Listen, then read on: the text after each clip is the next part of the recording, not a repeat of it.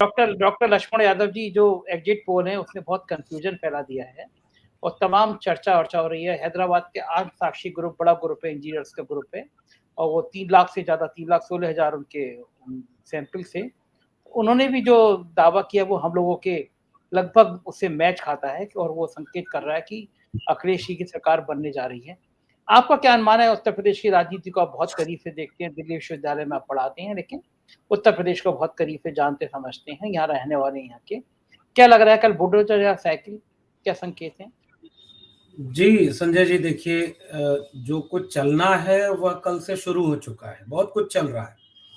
और इस एक बात में तो मुझे भी कुछ हद तक सच्चाई लगती है कि मीडिया का काम इस समय सत्ता के पक्ष में माहौल बनाना, विमर्शों की दिशा तय करना और एक एक ऐसी जमीन तैयार कर देना है जिसके आधार पर किसी भी किस्म का अन्याय भेदभाव किया जाए तो वो जायज लगे, क्योंकि जो देश की जनता का मिजाज है वो मीडिया बताती है।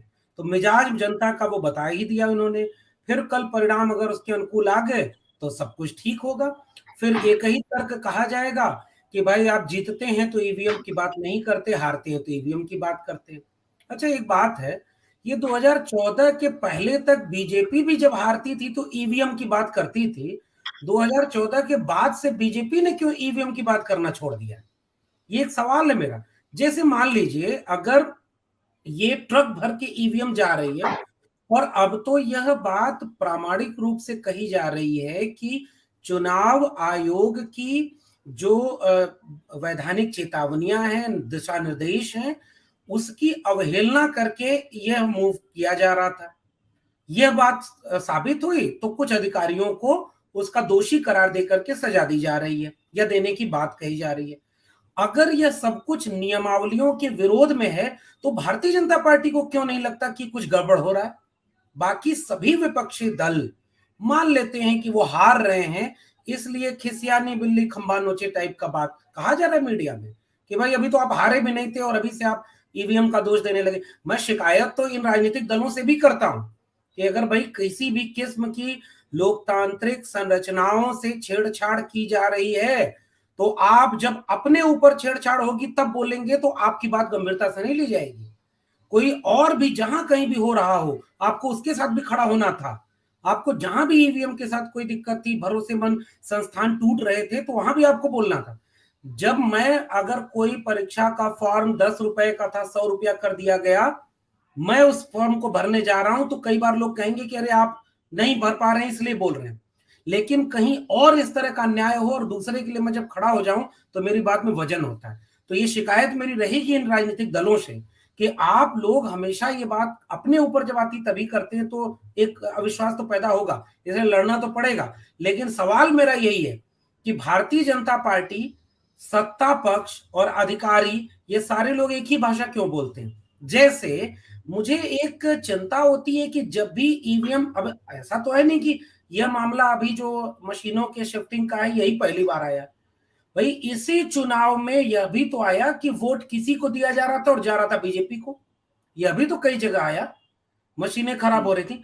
हर बार जब ईवीएम गलत वोट देती है तो बीजेपी को ही क्यों जाता है? वो किसी प्यार निर्दलीय को करती भी है, देना चाहिए ना। प्यार वो तो करती है ईवीएम कमल के फूल को। बिल्कुल यही जो प्यार है ना, यह किसी भी देश, किसी भी राष्ट्र, किसी भी धर्म, किसी भी लोकतंत्र से बहुत बड़ी चीज है।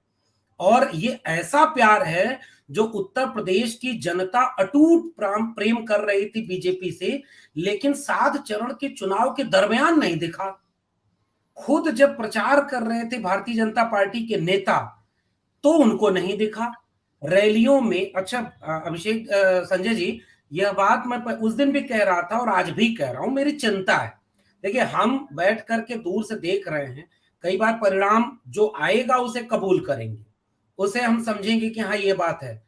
ये बीजेपी के लोगों को जो गांव में नहीं घुसने दे रहे थे, बीजेपी के बड़े बड़े नेताओं, मुख्यमंत्री, गृह मंत्री की रैलियां फ्लॉप हो रही थी, उनका तो आप ही का चैनल एक क्लिप दिखाया था कि अरे भाई चलो ये रोड शो तो बेकार गया, बेकार, चलो अब दूसरी जगह चलो।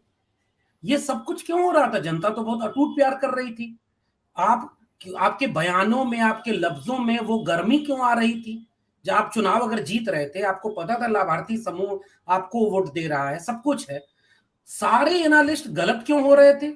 अधिकांश लोग कह रहे थे, कुछ लोगों को छोड़ दें तो अधिकांश लोग कह रहे थे कि बीजेपी बैकफुट पर है और समाजवादी पार्टी की रैलियों में भीड़ ही नहीं, आम जितने भी यूट्यूब चैनल है वो दिखा रहे हैं कि भाई जनता बहुत नाराज है। अचानक से एग्जिट पोल के बाद सब कुछ बदल गया। तो ये कुछ सवाल हैं जो बेहद संदेह पैदा करते हैं।